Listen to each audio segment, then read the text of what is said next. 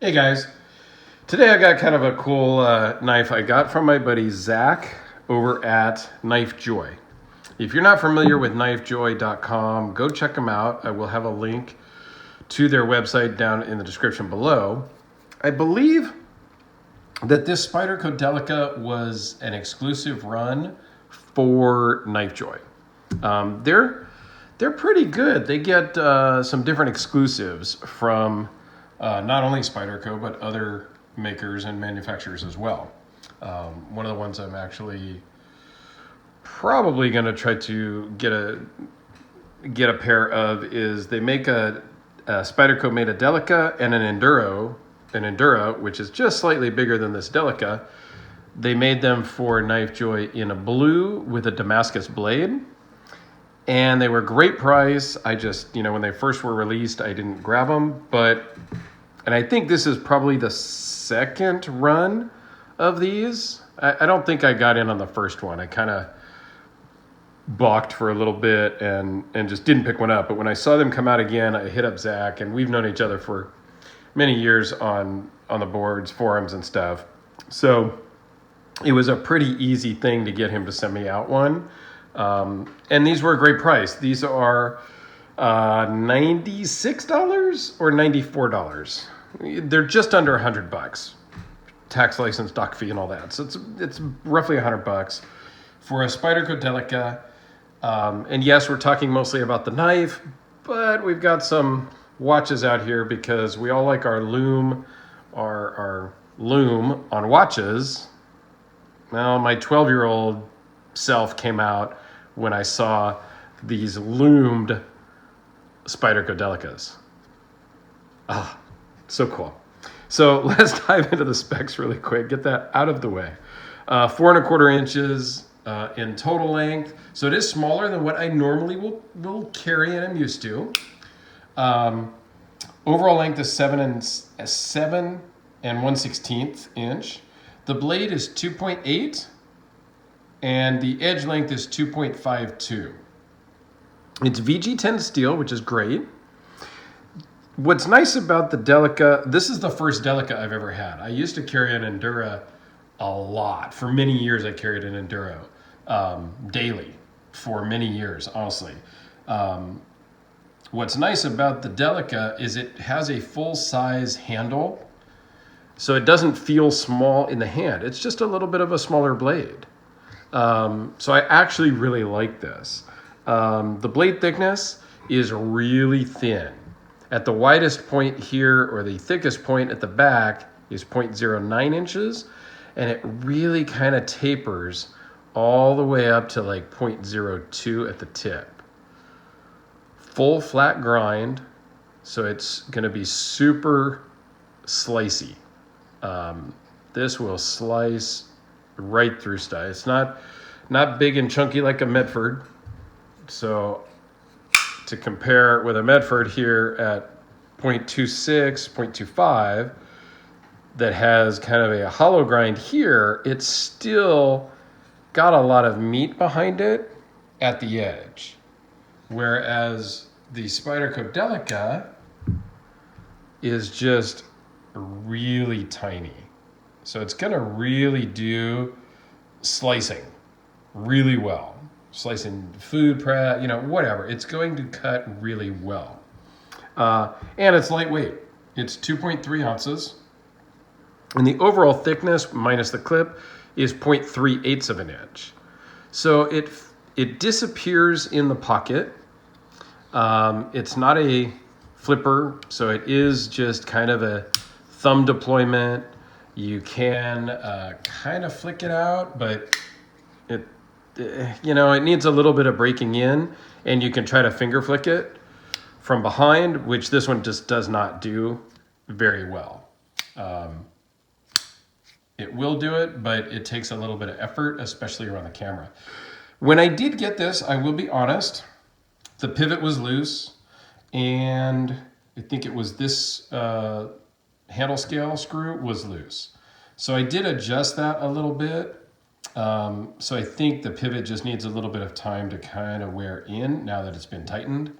I may take this all apart just to clean it out. It kind of concerned me a little bit when the pivot was loose. So I may just take the pivot out, Loctite it, put it back together just to make sure that it's running good. But I have no complaints over the smoothness. It's plenty smooth. It just doesn't finger flick and it doesn't drop shut. But typically your Spydercos don't do that. It's not like a more traditional,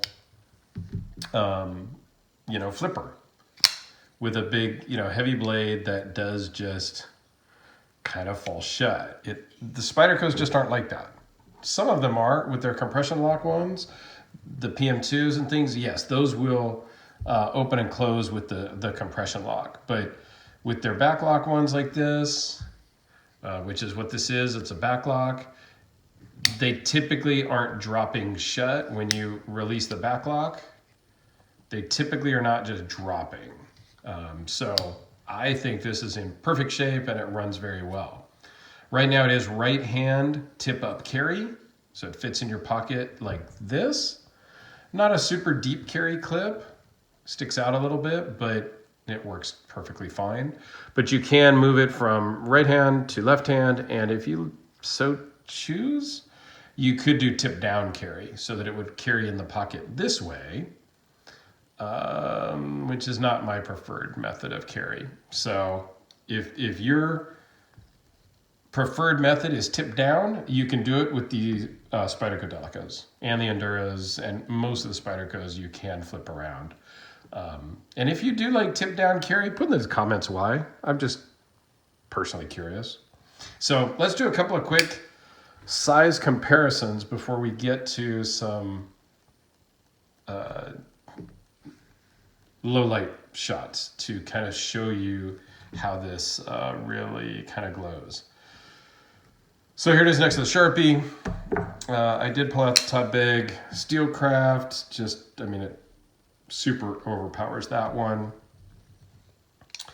Something a little more kind of average sized is the large Sebenza 21.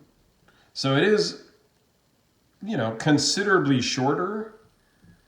But really, guys, the Delica and the Endura, which I'll try to get Zach to send me an Endura just to check out for a little bit, or maybe I'll order those Damascus ones and get those. But this is, I know I'm into the crazy knives, and I have some high-end watches too, but for $100. You can have a lot of fun with knives. They don't have to be in the thousands, 500s, 800s, thousands, multiple thousands. They don't need to be.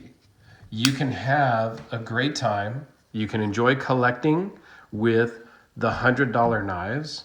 You can enjoy collecting the glow-in-the-dark Bertucci's or Bertucci field watches that are quartz. That I think this one was like 75, and this one, because it's a different, it's a full lume dial. I think this one was 85 or 90. They were under $100 each. This Civivi was $86. So you don't have to spend a ton of money to enjoy knives or watches. So anyway, let me give you kind of a lume shot here. I think this stuff charged up pretty good from just the studio lights, but I shouldn't have to blast them with the flashlight. But you can see here, it does glow on both sides. This side obviously is not fully charged up because it was against the table, but it does glow on both sides. This Bertucci has the full lumed dial. This one has just the hands and the indices. And then you've got my buddy Jerry's Lume Monster over here that just glows like nobody's business. So you can have a lot of fun with, and these all glow a bit brighter to the naked eye as I look around the camera. Like the Delica back here that looks like it's fading. It's faded a little, but it's still bright to the naked eye. So anyway, you can have a lot of fun on the cheap and inexpensive with quality made products. So there you go. Thanks a lot for watching. My 12-year-old inner self appreciates your time. Have a most wonderful day, and we'll see you on the next one. Thanks all.